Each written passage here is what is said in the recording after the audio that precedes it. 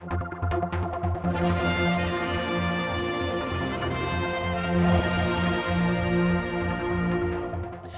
and welcome to a weekend review. We've got the team here. We actually had a fourth person, but COVID set them back, unfortunately. COVID struck again. It is. You just can't rely on people when they're going to get it. And I was talking to them, but so far I'm okay. Anyway, so this is a sort of journalist event, of course. We have the great and the good here. Hello, Chris Robertshaw. What about me, if he's the great and the good? Wow. And, of course, from Jeff, and fully logoed up, here he is again, Sam Turton. Yeah. We've got a kind of bag of things to talk about. I know we'll start with you anyway, Sam, because you want to bring in the free meals for children. And what's happened? So this was in Keys this week, and they said there's not going to be a voucher system. There's not really much plans to put in place for the Christmas holidays for supporting these families. And I just looked at it and thought, well, surely, because the part of the argument was, well, there's support anyway going into people who are the least well off, and they're going, right, but they were getting that support now. They're also getting free school meals now. Surely if there's any point where these families need the extra support and where these children need to be fed is outside of school time. Mm. So I don't really get why the government has decided it wants to starve children. But, whoa. But, careful. Not quite that. Well, maybe it is. I don't know. What do you think? We don't know, but there we go. They're going to send them off to the water slides, aren't they? Well, yeah, they can go. Well, no, but they can't because that's only during term time. Right. So the Christmas holidays are done. What they're going to do is just sit around and enjoy the fact that their electricity is the same price, but they can't afford to put anything in the oven because they haven't got anything. What's causing this, though? I mean, is this just someone not thinking properly, or do you think there is actually this sort of mentality to cut back and not do things right? I don't know. I think there's almost a thing of, well, we've put down all this support, and we did this thing in the summer where we gave like vouchers out to do activities, which came with lunch, and I just think that maybe there's a bit of an element of complacency, really, that there's not. And Jason Morehouse was trying to sort of push this forward, but there didn't seem to be much support around him for that. And I don't really understand why either, because you've got MHKs. I mean, the Education Minister represents Onken. Onken's got quite a large social housing estate. There'll be a number of children in there on free meals. There'll be a number of children in Birch Hill on free meals, Ballacring. Surely they must look at this and go, if they need feeding and they need support during term time, they definitely need it outside of term time. And I really don't understand why this has just been accepted, if I'm honest. I find it very weird. Chris, you have any thoughts? Only in a general sense that, and I raised it in an interview recently, that Jason Morehouse seems to be the only one raising issues. And in Tynwald, not one member apart from him actually raised an issue. So I think I used the word that I found Tynwald membership timid or complacent. And I think that reflects a little bit, in a more general sense, extends Sam's comments and thoughts. There's a lot of thought about children, though, in Tynwald, because you've got these teachers, ex-teachers, and there's always questions about the schools and, the Castle Rushen and things like that coming along. So there's quite a sway there of thought about children, but this one seems to be strange not to be picked up more. Well, yeah, I just find it weird that the support's not there, and I really don't understand it. I cannot work out why. And even the reason given this week, which was from the Cabinet Office Minister, which was, well, we're looking at what we can do going forward, but it's unlikely to be anything this winter. Why? We know that inflation's high. We know that people are already struggling. We know that Christmas, especially for families with young children, is a very expensive time. And the government can't afford, free school meals, if they're costing £3 a day per child at the most. So if we can't afford over 2 weeks, 30 quid for each child that receives this, then what's the point of being one of the richest nations on the planet? Are we one of the richest nations? Well, allegedly, but I mean, you look at them figures and you'd argue probably not. But, this is one of these claims that we're not a poor country, but yet we seem to be leaving people behind. I just don't think it's morally right, to be honest. My comment, moving out again from the specifics of Sam's point, would focus on the fact that the easy years, if you like, have passed us by and are gone.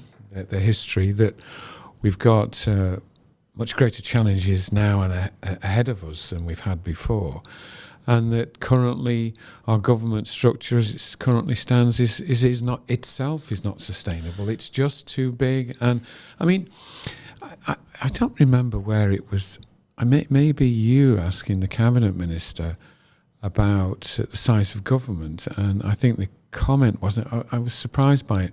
It was a good interview. It was a really good interview, but I was surprised by, and forgive me if I didn't pick this up correctly, that the current size in government has grown because of health issues.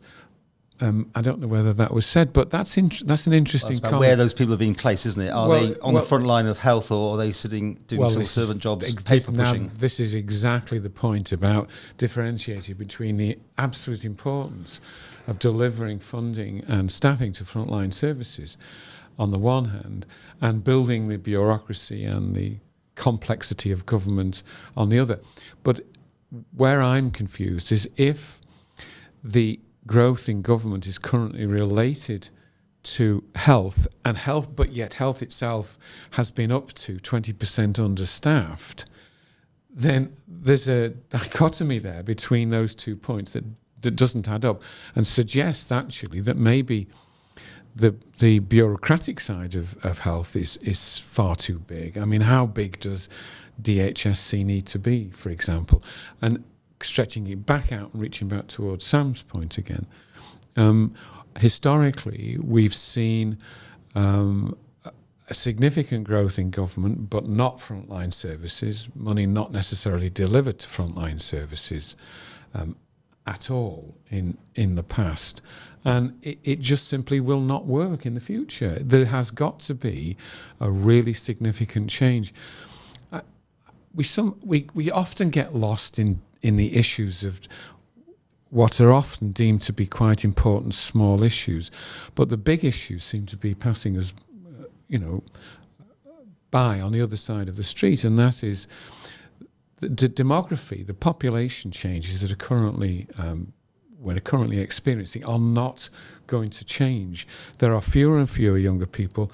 There's more and more older people like me about, and that's not just here, it's in the UK, it's across the world. We are losing, particularly the other man is losing the younger people, and Paul take them at MLC. The democratic impact of the changes in the relationship between the various generations is profound, almost right across the world, with the exception of perhaps places like Nigeria and the likes. But generally, we are now in a completely new world, and we're not dealing with it. We're just sort of bumbling on, behaving as if it's still the 90s or the 80s or the 70s. It's not. It's brand new. And we cannot afford the current government as it stands, because we've got to spend much more money on the frontline services, much more money, if necessary, in certain cases like staffing in the hospital, etc. But beyond that, frontline services are going to cost a lot more money in the future. And let's repeat that, a lot more money. But are we anticipating that? Are we structuring government according to that? Or are we just bumbling on? Now, historically, the way budgets in government have worked is that each department, as it were goes cap in hand to Treasury and says, last year's budget plus whatever, and we need more money here, or we need new money there. But what happened in Tynwald a week last Tuesday was that the Treasury Minister announced something I think could be quite significant, and that is a fundamental change in the way the budget's going to be run. By that I mean, instead of departments being the applicant to Treasury, and Treasury sitting, as it were, and if I've misunderstood this, though, well, fair enough, but Treasury sitting on the high ground, deeming that expenditure acceptable and that not, etc. What Treasury now appear to be saying is, look, when we're going to work out what we've got available, we're going to proportion that out in what we deem to be an appropriate way. Obviously, we're going to listen to your submissions, but it's up to you thereafter to decide how to spend that money. Now, historically, the bureaucracies of these departments have protected the establishment and pulled back on frontline services, and that has gone on remorselessly for years.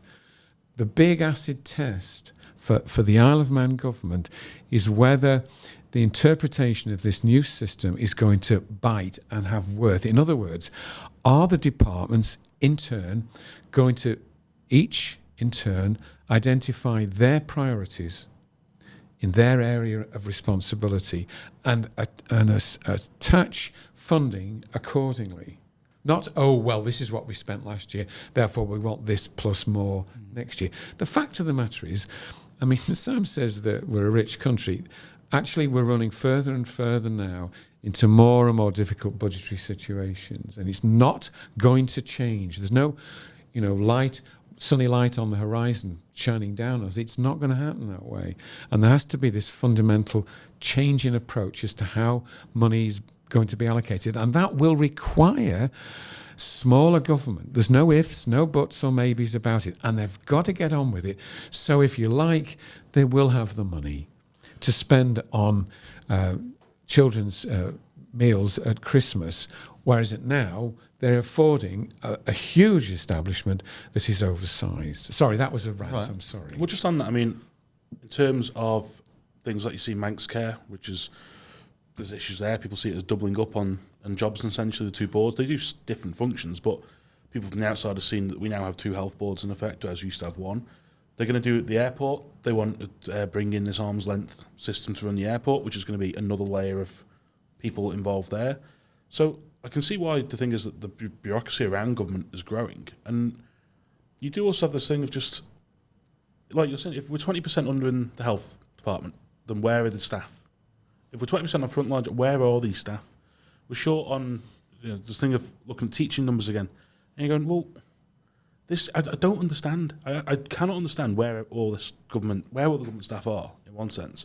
But also, when you actually try to get the government to tell you how many people they have working for them, they don't seem to know either. I remember No, they must have a checkbook somewhere that says who is on their payroll. Oh, they've got a surely checkbook. They've got a checkbook. They've got a big checkbook, I know, but surely there must be an actual figure. Oh, there must be. Must be. I mean, again, though, you look at us, we are growing in terms of number of people, either, whether you call them civil servants now, whether they're non-exec directors of boards, whatever. You are seeing that this government is leading the expansion of government. They are. They're creating extra roles. But can I play devil's advocate? I mean, they're looking for 100,000 people. And last time we had a bit of a boom, it was people working in government where they were placing people, and they went to school with the kids. They needed doctors, but they also were putting money in the pot, weren't they? Well, arguably, yeah. But Paul, how is it a sensible way to grow the population if all we're doing is... I'm not saying it is. I'm just saying that's what's happening. It looks like. But if we're just constantly saying, we're going to have a new board to run the airport, so we need 12 people involved in that. The Manx Care Board, there's a good number of them aren't based here. The Theresa Coper's come in, and by all accounts does a very good job there. She's come to the island, but the chairman's never. He doesn't live here. He flies in. So are these jobs actually benefiting people on the island? I mean, are they? Genuinely, and if the government is going to be the way we drive this recruitment thing and we get more people here because government jobs, that's not...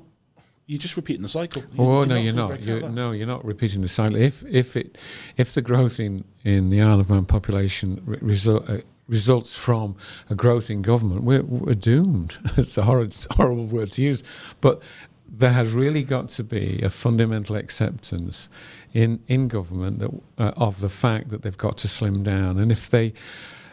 For as long as they refuse to accept that principle, then so long are we in... How many times I said turkeys at Christmas to you on this one? It's impossible. Why would they vote for less of them? The impossibility... Look, the world has changed. It's not just the Ukraine crisis. It's not that. It's not just the fallback from COVID. There are two big other issues. The demographic changes, which I've just explained, or argued, ranted over, if you like. But there's also the deglobalization process that's going forward at an ever-increasing rate that effectively, pretty permanently, removes from the consumer's accessibility in the West, in the UK, whatever, their access to cheap foreign goods, because deglobalization is happening massively. So what I'm asking people to appreciate is the world has fundamentally changed, and we have to step back and work out how we're going to respond to it. And right now, I don't think we are. To wrap this section up, I want to go back really to the free meals, only in the sense of the strange report from the Chamber of Commerce. I read it on the Manx radio page, and I don't know how right that was. It was not exactly written as it was meant to be, but they were basically saying, will they not, go out and get a second job? Was that being a bit ruthless or harsh? Well, as I tweeted the thing about this, and I was like, look, I don't want to bleat on about how many hours a week I do, but I know people who work over 40 odd hours a week and like teaching because they're doing, apparently they don't just finish at 3:30. They do evening work as well. But so that, you have these things. People in these roles, who in their right mind wants to go and work behind a bar if they don't have to? You're talking about low-paid jobs there as well, of course. Well, that's aren't the you? other thing is that people who you come back to the thing of where the population's going. In reality, what they're saying here is, if you're not well paid enough in your current job, go get another one, but keep doing the same one. So they're wanting, basically what they're wanting is poorer people to work more and more jobs because they don't want to pay, in reality, what should be better paid jobs. And what was that the message of the press release? Because I said I just saw it on one news agency. I mean, were they misquoted or slightly off quoted? I think it was meant more as here's a bit of a fact sheet on tax systems and how it all works, and if you're thinking of doing it, this is what you'd benefit from, and this is where those jobs are going. I don't think it was intended as, hey, go and get another job because you can't afford to heat your house. But it came across that way. And whether that was intended or not, and then also they then refused to comment further on it. I know when Liam Grimley at the papers tried to talk to them, there was no further comment. So I don't think the Chamber managed it very well either, which is kind of weird. Should news agencies be in the Chamber of Commerce? I think Manx were at one stage. I think maybe you were. Well, I say all my newspapers were. But do you think that's a good Jeff idea? was. Jeff was. Oh, okay. We were last year, don't we? Is it a good idea? Let's pick up this a bit more in the next section because, I want to respond to some of the things you've said there. You go on now. Do it now. All right, fine. I'm not sure I agree with Sam on that one. I mean, the concept of people having second jobs has been with us a long time. But let's step back just for a minute and recognise the fact that one of the fundamental problems here is that once lower cost labour was available to the UK from certain parts of the European Union, that had the long-term effect of suppressing wages at the lower level. And it always worried me terribly that was something that ultimately we'd be accountable for. And ultimately, that's what's happening now. So you've got two dynamics happening at the same time. You've got fewer and fewer young people available on the one hand, right across Europe, in most cases, in most countries, on the one hand. And on the other hand, you've got a situation where wages and salaries at certain levels are lower than they absolutely should be. These things need to be rectified, and they can't be rectified overnight. But let's be clear, and let me add on to this issue about the government and its size, etc.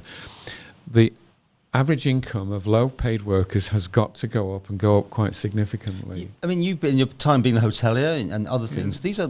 You're actually in that sort of business, aren't you? Of not paying as much as maybe people obviously aspire to, but basically you're paying the going rate, which is not a high rate, or were in your day. I did, and I maintained a level which would allow me to access local workers as well, and we ended up being probably the highest paid hotel on the Isle of Man. It worked hugely because the commitment of the people who worked with me was absolutely superb. But generally speaking, there was a tendency for the average rate of pay to drop. And now we're trying to recover out of that at a time where we've had the COVID issues and all the acceleration of inflation. It's a very complex situation to unpick. Now, coming back to the specific issue for a moment of additional work. Some people want to do that, and that should be encouraged. But it shouldn't be encouraged on the basis that they're paid, the rate of pay generally in normal life is too low. However, there are one or two things that could be changed, I believe, for people who want to enter into second jobs, part-time second jobs. And that is that the I hope this isn't too complicated an issue for an interview, but the threshold point at which an individual starts paying national insurance needs to go up, because in the Isle of Man it is significantly lower than the UK. So you have to earn quite a lot more per week before you pay national insurance in the UK. In the Isle of Man, you pay it much earlier. And in fact, you stop paying it earlier on the Isle of Man rather than the UK. So the lower paid people on the Isle of Man are disadvantaged by our current national insurance system. Now, if you address that, even if it was in the second job, and you raise the national insurance thresholds, you would give more opportunity for people to keep more of the take-home pay in that second job. So at the moment, one of the inhibitors, I believe, is the way at which we structure a national insurance system.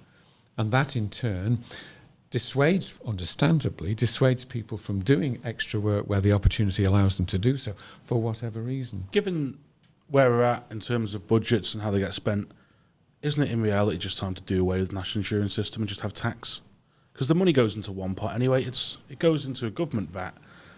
There's no way that you never know what money is going into it, what money is coming out. We don't have a system like Finland where you get a thing every year saying what your taxes were spent on. Is it not just adding basically, we don't need it. You could take this out. You could take out national insurance, turn it into a one tax system, and you save a lot of hassle. But it'd make the system a lot easier to change as well, because at the minute, you look at when we had the financial update earlier this year, Dr. Allen said they couldn't change anything because they were going through a computer system change, which is on Hansard. You can look at it. So it's like, well... That aspiration for a single tax system has been around for quite some time. I don't object to it at all. However, I do think the current way we structure national insurance disadvantages lower paid workers, and over advantages higher paid workers, and I think it needs to change. And I've said that for years. I mean, it's not just something I'm saying now. I know Paul's keen to chop this at some point here. Yeah. But, that's what I do. Just what I think finally on it. Yeah. What you've got is really 2008 we've never properly recovered from globally anyway. But this whole thing that during the pandemic there's no money around now, and there's plenty of money around. It's in richer people who've got richer. You look at the Isle of Man. House prices went up, but they're still getting bought by people who could afford it. People at the bottom they got supported through COVID, or we got 8% of your wages. But the people who are at the top people who are richer and have very higher paying jobs, their jobs weren't affected in the same way. They were still getting paid the full amount, or even if they were getting paid 8%, they were getting paid a lot more than other people. So there is money about. It's a case of we need a government which wants to actively pursue it in terms of for the greater good. And just to finish about the second jobs, we are living in a place here which has got so many jobs on offer. I mean, we are bumping around with hardly any unemployment, aren't we? So there are jobs galore. I did try to volunteer for one of them, but I'm not qualified for a GP, which is a shame. But on that note, we'll leave this section. Be a dentist then. Thank you. We'll have more in part 2.